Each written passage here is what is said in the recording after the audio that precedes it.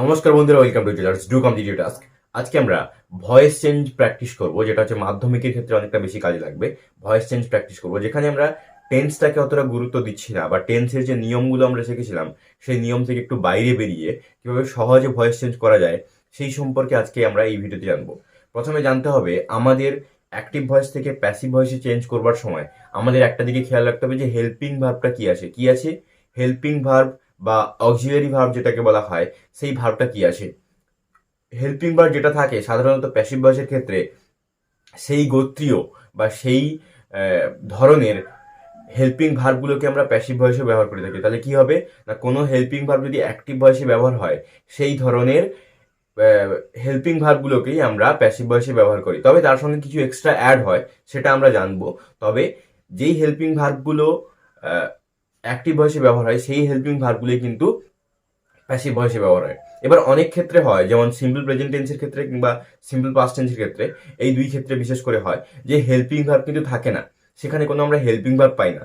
Helping verb যখন পাবো না, যখন হেল্পিং ভার্ব থাকবে না, তখন আমরা কি করব?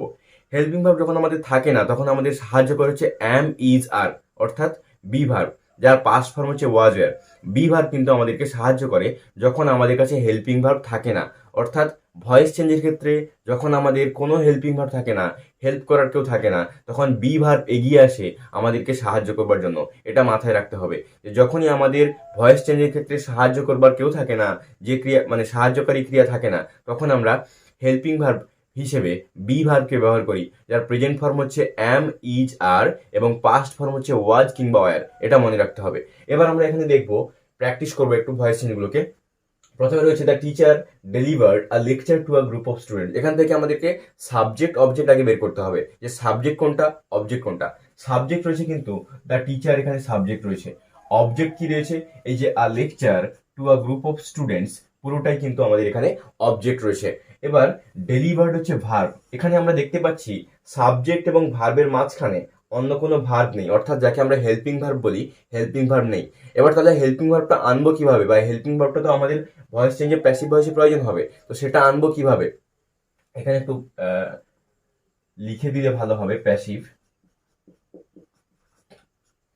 প্যাসিভে যখন করব তখন আমরা কিভাবে করব? তখন আমরা কি করব না, the teacher delivered a lecture to a group of students যেটা আছে, এই অবজেক্টটাকে আমরা সামনে আনবো, সেটা ঠিক আছে। যেটা কথা হচ্ছে যে হেল্পিং ভার্বটা কিভাবে আনবো। আমরা কি বলেছিলাম যে যখন কোনো সাহায্যকারী ক্রিয়া থাকে না, বা যখন কেউ হেল্প করার থাকে না, তখন আমাদেরকে বি ভার্ব সাহায্য করে। কিন্তু বি ভার্ব যখন বসাবো, তখন আমরা অ্যাম, ইজ, আর বসাবো নাকি ওয়াজ এর বসাবো, সেটা কিভাবে ডিসাইড করব? সেটা ডিসাইড করার জন্য এই ভার্বটার দিকে আমরা লক্ষ্য করব। ভার্বটা কি রয়েছে? ডেলিভার্ড, অর্থাৎ পাস্ট টেন্স রয়েছে। কোন টেন্স রয়েছে? পাস্ট টেন্স রয়েছে। পাস্ট টেন্স থাকা মানে অ্যাম, ইজ, আর প্রেজেন্ট টেন্স এবং ওয়াজ এর পাস্ট টেন্স। অ্যামিজার তো পাস্ট টেন্স হতে পারে না, ওয়াজারটাকে আমরা পাস্ট টেন্স হিসেবে ধরি। তাই এখানে আমরা lecture to a group of students, এটাকে আমরা প্রথমে অবজেক্ট থেকে সাবজেক্টে পরিণত করি।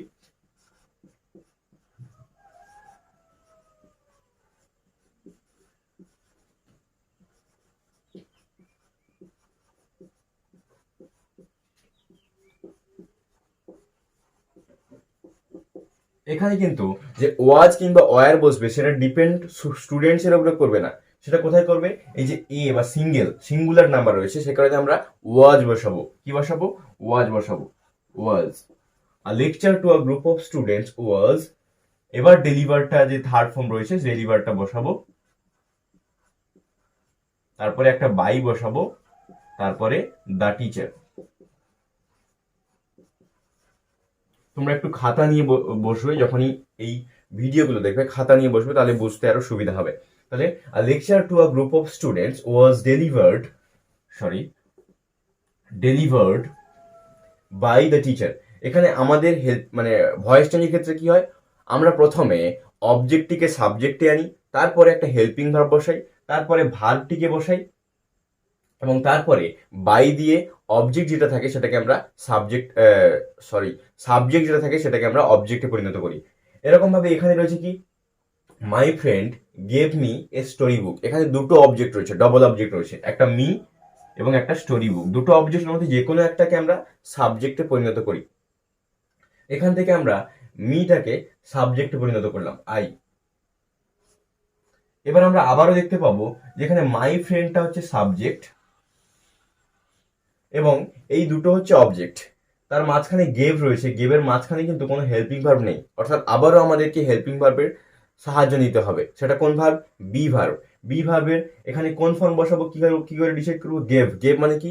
পাস্ট ফর্ম রয়েছে, তাহলে আমরা ওয়াজ কিংবা ওয়ার ব্যবহার করবো। তাহলে আই, মিটা যখন আই হয়ে গেল, আই এর পরে ওয়াজ হয় না ওয়ার হয়? আমরা আগে শিখেছি আই এর পরে ওয়াজ হয়, আই ওয়াজ। এবার গেভের থার্ড ফর্ম কি হবে? গিভেন। প্যাসিভ ভয়েসে সবসময় থার্ড ফর্মটাকে আমরা ব্যবহার করি, গিভেন। I was given. এবারে আমরা স্টোরি বুকটা লিখবো।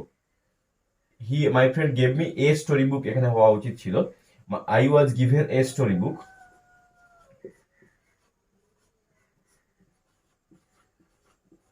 এরপরে আমরা কি লিখবো? বাই লিখবো, তারপরে মাই ফ্রেন্ডটাকে এখানে বসিয়ে দেবো।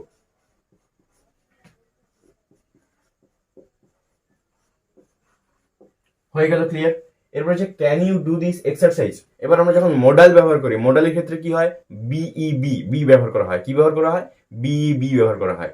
এবার বিটাকে কিভাবে ব্যবহার করব সেটা আমরা দেখবো। এবার এখানে হচ্ছে এটা মডাল, এটাকে আমরা সাবজেক্ট হিসেবে ধরতে পারি এবং এটাকে আমরা অবজেক্ট হিসেবে ধরতে পারি। এবার ভয়েস চেঞ্জের ক্ষেত্রে কি হয়? অবজেক্টটিকে আমরা সামনে নিয়ে আসি, কিন্তু যেহেতু মোডাল রয়েছে, মোডালটাকে তো অবশ্যই সামনে রাখতে হবে। সেই জন্য আমরা কি করবো? মোডালটাকে সামনে রেখে অবজেক্টটিকে সাবজেক্ট করব।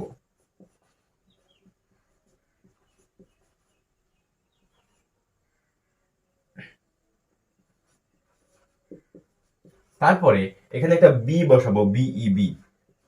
বি বসানোর পরে তাহলে মোডালটাকে প্রথমে সামনে রাখলাম, তারপরে অবজেক্টটিকে সাবজেক্টে পরিণত করলাম, এবং তারপরে ভার্বের যে থার্ড, তারপরে বি বসালাম, বিই বি। তারপরে ভার্বের যে পাস্ট পার্টিসিপল ফর্ম হয় সেটা বসাবো এখানে, তারপরে একটা বাই বসাবো এবং তারপরে you. Can this exercise be done by you. এভাবে আমরা মোডাল থাকলে বা ক্যান থাকলে, কুড থাকলে, মে থাকলে, মাইট থাকলে, এই ধরনের ওয়ার্ডগুলো থাকলে এভাবেই আমরা করব। এবার হচ্ছে আই নো দ্য ম্যান। এখানে আই হচ্ছে সাবজেক্ট, নো হচ্ছে ভার্ব, দ্য ম্যানটা হচ্ছে কিন্তু অবজেক্ট। তাহলে আই নো দ্য ম্যান। এখানেও আমরা দেখতে পাচ্ছি কোনো হেল্পিং ভার্ব বা সাহায্যকারী ক্রিয়া নেই। সেক্ষেত্রে আমরা কি করব? অ্যামিজার কিংবা ওয়াজার এর সাহায্য নেব। এবার প্রথমে আমরা দ্য ম্যানটাকে সাবজেক্টে পরিণত করি। এবার আমরা যেহেতু হেল্পিং ভার্ব নেই, দেখবো ভার্বের কোন ফর্ম রয়েছে? নো মানে হচ্ছে প্রেজেন্ট ফর্ম রয়েছে। তাহলে এখানে আমরা অ্যাম কিংবা ইজ কিংবা আর ব্যবহার করব। দ্য ম্যান যেহেতু থার্ড পারসন সিঙ্গুলার নাম্বার, তাই তারপরে আমরা কি ব্যবহার করব? ইজ ব্যবহার করব। The man is. এবার নো এর থার্ড ফর্ম আমরা বসাবো, known, K N O W N. এই ভার্বটির পরে কিন্তু আমরা বাই বসাই না, টি ও টু ব্যবহার করি। সেই জন্য আমরা এখানে লিখবো কি? টু। এবার আই অবজেক্টে এলে কি হয়? মি হয়ে যায়। The man is known to me. Flood has damaged many buildings. এবার একটুখানি এগুলো যেগুলো আমরা করলাম এগুলোর থেকে এটা আলাদা। এখানে দেখবো যে সাবজেক্ট রয়েছে, ভার্ব রয়েছে, অবজেক্ট রয়েছে, এবং তার সঙ্গে আমাদেরকে হেল্পিং ভার্ব একটা দেওয়া রয়েছে। তাহলে আমরা কি বলেছিলাম যে প্যাসিভ ভয়েসে যখন করবো, যে হেল্পিং ভার্বটা রয়েছে সেই হেল্পিং ভার্বটা রিলেটেড একটা হেল্পিং ভার্ব কিন্তু আমরা ব্যবহার করবো, অর্থাৎ ওই গোত্রীয় বা ওই গ্রুপের হেল্পিং ভার্বটাকে আমরা ব্যবহার করবো, তার সঙ্গে এক্সট্রা কিছু অ্যাড হতে পারে। তাহলে প্রথমে আমরা কি লিখবো? মেনি বিল্ডিংসটাকে আগে দেবো,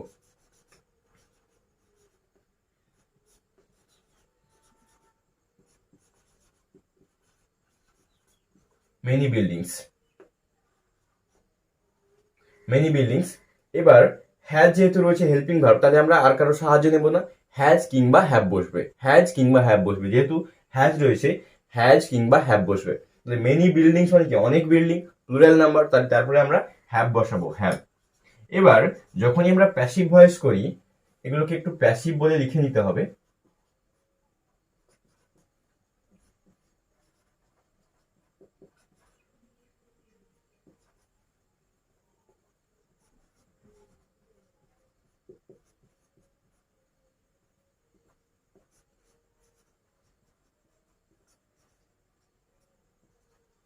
মেনি বিল্ডিংস হ্যাভ। যখনই আমরা হ্যাজ হ্যাভের ক্ষেত্রে যাব বা প্রেজেন্ট পারফেক্ট টেন্সের ভয়েস চেঞ্জ যেটা হয় সেক্ষেত্রে তো অতটা আমরা টেন্স জানবো না, মানে প্রেজেন্ট পারফেক্ট টেন্স আমরা ভুলে গেলাম। যখনই দেখবো হ্যাজের পরে ভার্বের থার্ড ফর্ম রয়েছে বা হ্যাভের পরে ভার্বের থার্ড ফর্ম রয়েছে, তখন আমরা একটা বিন আনবো। হ্যাজ হ্যাভ থাকলে কি আনবো? বিন, BEEN, বিন। তাহলে দ্য মেনলি বিল্ডিংস হ্যাভের পরে একটা বিন বসিয়ে দেবো, হ্যাভ বিন। বিন বসানোর পরে যেটা থার্ড ফর্ম আছে অলরেডি থাকে, মানে প্রেজেন্ট পারফেক্ট টেন্স মানে হচ্ছে ভার্বের থার্ড ফর্ম অলরেডি দেওয়া থাকে, সে কারণে যেটা আছে পুরোটা বসিয়ে দেবো, ড্যামেজড।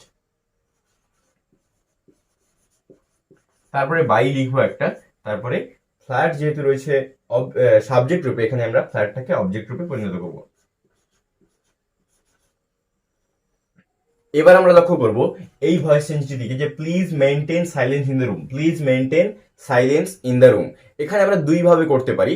প্লিজ থাকা মানেই আমাদেরকে ধরতে হবে যে প্লিজের জায়গায় ইউ আর রিকোয়েস্টেড টু কথাটা বসিয়ে দেবো। তাহলে প্লিজের জায়গায় কেবলমাত্র ইউ আর রিকোয়েস্টেড টু বসিয়ে আমরা ভয়েস চেঞ্জ করতে পারি। ভয়েস চেঞ্জের ক্ষেত্রে যদি প্লিজ দিয়ে কোনো ভয়েস চেঞ্জ করতে দেওয়া থাকে, শুধুমাত্র প্লিজের জায়গায় ইউ আর রিকোয়েস্টেড টু লিখে আমরা বাকি অংশটা লিখে কিন্তু ভয়েস চেঞ্জ করতে পারি। অর্থাৎ প্লিজের জায়গায় কি লিখবো? You are requested to. এরপরে যেটা রয়েছে পুরোটা লিখে দেবো, maintain silence in the room.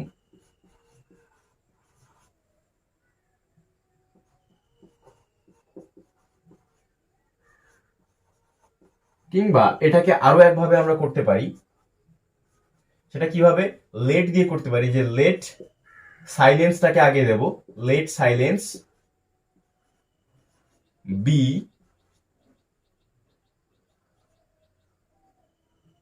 Maintained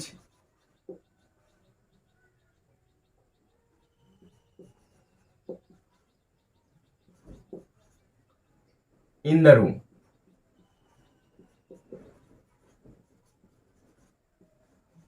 এভাবেও আমরা করতে পারি, এই দুইভাবে করতে পারি। তবে প্লিজ থাকলে সাধারণত আমরা কি করি? প্লিজের জায়গায় ইউ আর রিকোয়েস্টেড টু কথাটা বসিয়ে দিই। এবার আছে 7 নম্বরে যেটা আছে, the teacher gave Suresh an exercise বুক। এখানে আমরা দুটো অবজেক্ট পাবো, সুরেশ একটা অবজেক্ট পাবো, অ্যান এক্সারসাইজ বুক একটা অবজেক্ট পাবো। দুটো অবজেক্টের মধ্যে যে কোনো একটাকে আমরা সাবজেক্ট করতে পারি। তাহলে সুরেশটাকে আমরা সাবজেক্ট করলাম, সুরেশ। এবার দেখবো যে সাবজেক্ট এবং ভার্বের মাঝখানে কোনো হেল্পিং ভার্ব নেই, তাহলে আমরা কি করব? বি ভার্বের সাহায্য নেব। এখানে যেহেতু গেভ পাস্ট টেন্স রয়েছে, তাহলে আমরা ওয়াজ কিংবা ওয়ার বসাবো। তাহলে দা সুরেশের পরে কি হবে? ওয়াজ হবে, সুরেশ ওয়াজ। তারপরে ভার্বের past participle form given, an exercise বুকটা এবার বসিয়ে দেব,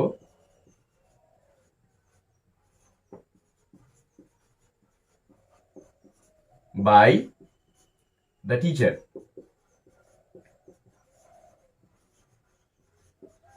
এরপরে যেটা রয়েছে, I am writing a poem, I am writing a poem, এটাকে যখন ভয়েস চেঞ্জ করব, আগে বলেছি যে যখনই আমরা ভয়েস চেঞ্জ করব দেখবো হেল্পিং ভার্ব আছে কিনা। যদি হেল্পিং ভার্ব থাকে, সেই ধরনের হেল্পিং ভার্ব গুলোকেই আমরা প্যাসিভ ভয়েসে ব্যবহার করি। তাহলে এখানে আ পোয়েমটাকে প্রথমে আমরা অবজেক্ট থেকে সাবজেক্টে পরিণত করি, এ পোয়েম। এবার এখানে দেখবো সাবজেক্ট রয়েছে আই, রাইটিং হচ্ছে ভার্ব, অ্যাম হচ্ছে হেল্পিং ভার্ব। তাহলে অ্যাম যখন রয়েছে, এখানেও আমরা অ্যাম কিংবা ইজ কিংবা আরই ব্যবহার করব। তার সঙ্গে হয়তো কিছু ইনক্লুড হয়, তবে কিন্তু ওই গোত্রীয় বা ওই ধরনের হেল্পিং ভার্বগুলোকে আমরা ব্যবহার করি। তাহলে অ্যাম রয়েছে মানে আ পোয়েমের পরে আমরা থার্ড পার্সন সিঙ্গুলার নাম্বার হওয়ার কারণে এখানে আমরা ইজ ব্যবহার করব, আ পোয়েম ইজ। এবার যেহেতু ভার্বের সঙ্গে আইএনজি রয়েছে, ভার্বের সঙ্গে আইএনজি থাকলেই আমরা একটা বিই লিখে তার সঙ্গে আইএনজি যোগ করি। আবারও কিন্তু সেই বিই সাহায্য করছে। তার সঙ্গে আইএনজি যোগ করে বিং করি, বিং কথাটাকে লিখি আমরা। তারপরে রাইট যে মেইন ভার্ব হয়, তার থার্ড ফর্ম হচ্ছে রিটেন, রিটেন কথাটা লিখবো আমরা। তারপর একটা বাই বসাবো, এবং তারপরে আই থাকলে সেটাকে আমরা মিতে পরিণত করব। তাহলে a poem is being written by me. এবং তারপরে রয়েছে প্লিজ পোস্টাল লেটার, একই রকম ভাবে প্রথমটার মতো প্লিজের জায়গায় শুধু ইউ আর রিকোয়েস্টেড টু লিখে দেবো, ইউ আর রিকোয়েস্টেড টু। এবার পোস্ট দ্য লেটার রয়েছে কথাটা পুরোটা বসিয়ে দেবো, পোস্ট দ্য লেটার।